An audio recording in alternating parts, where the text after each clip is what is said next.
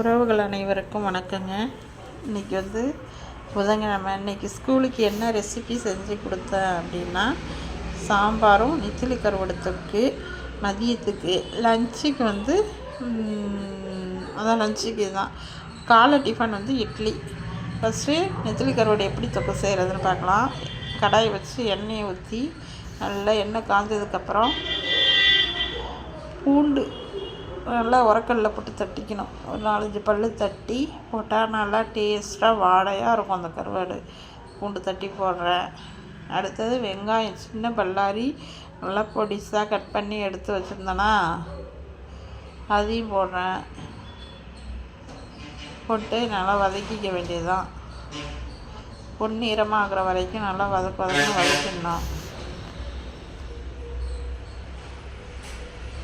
வதக்கி முடிச்சோடனே கருவாடை நல்லா 4-5 டைம் வந்து வெந்நீர் லைட்டாக வெதுப்பான வெந்நீரில் அலசி க்ளீன் பண்ணி எடுத்து வச்சுருக்கேன். சுட வெந்நீர் போடக்கூடாதுங்க, கருவாடெலாம் உடஞ்சிடும். வெதுப்பான வெந்நீர், அப்படியே ரொம்ப கம்மியாக இருக்கணும் சூடு. அதில் அலசி நல்லா 4-5 டைம் அலசி எடுத்து அந்த வெந்நீர் தண்ணி ஊற்றினாலே அதில் உள்ள அழுக்கு மண் எல்லாமே போயிடும். கருவாடு எவ்வளோ பளிச்சுன்னு இருக்குது பாருங்கள். அதை போட்டு அந்த வெங்காயத்தோடு வதக்கணுங்க.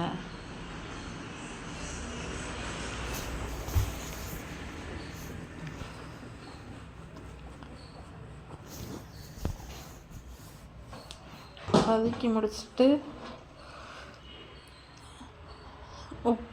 அடுத்தது உப்பு சேர்க்கணும்.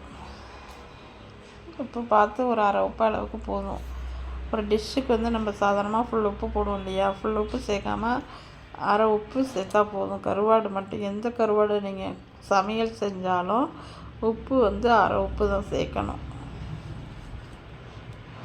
அரை உப்பு சேர்த்திங்கன்னா போதும்.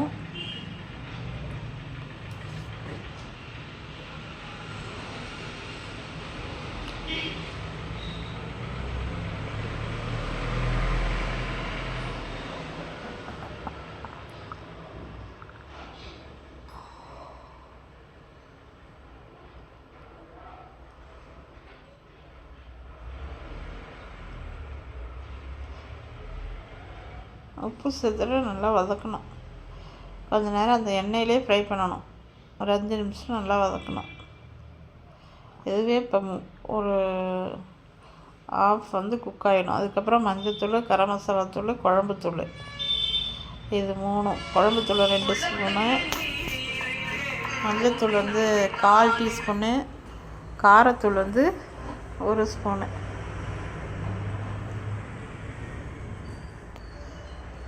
இதெல்லாம் போட்டு கிண்டி விட்டுட்டு ஒரு அரை டம்ளர் அளவுக்கு தண்ணி ஊற்றி நல்லா கிண்டிக்கணும்.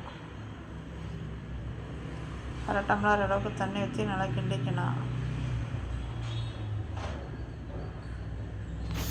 கிண்டி வேக வச்சு மூடி வைக்கணுங்க. மூடி வச்சு வேக வச்சிடணும். கொஞ்ச நேரம் கழிச்சு எடுத்து பார்த்திங்கன்னா தண்ணி கொஞ்சம் சுண்டி இருக்கும். திருப்பி ஒரு கிண்ட கிண்டிக்கிங்க.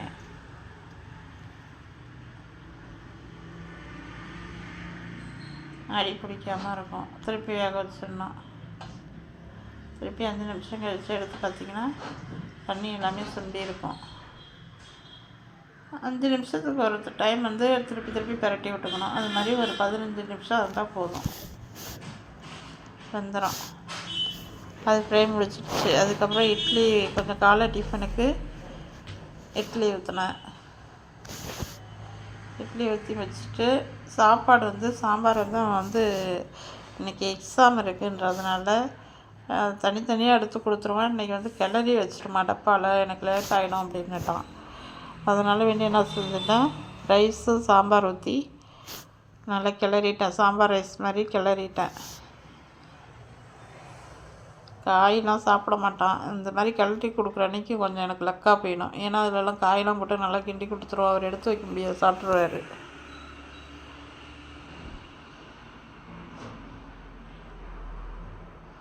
கிளறி கப்பில் எடுத்து வச்சாச்சு.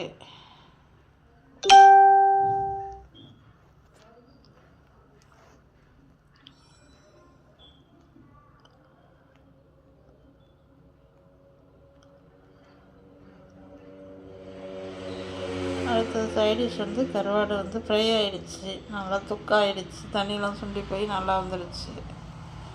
கருவாடு எடுத்து வச்சாச்சு. காலையில் சாப்பிட்றதுக்கு இட்லி. காலை டிஃபனும் நான் 7:45 ஸ்கூல் வேன் வந்துருங்கிறதுனால ஸ்கூல் வேன் வந்துடும். அதனால் என்ன பண்ணுவான், காலையில் எடுத்துகிட்டு போயிடுவான் சாப்பிட்றதுக்கு. ஸ்கூலில் பிரேக் ஹவரில் காலையில் 9:30 மணிக்கு பிரேக் ஹவர் வரும் அவனுக்கு, அப்போ வந்து சாப்பிட்டுப்பான்.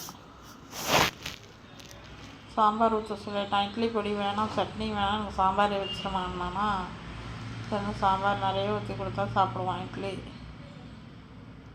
அவனுக்கு பிடிக்கும் நிறைய.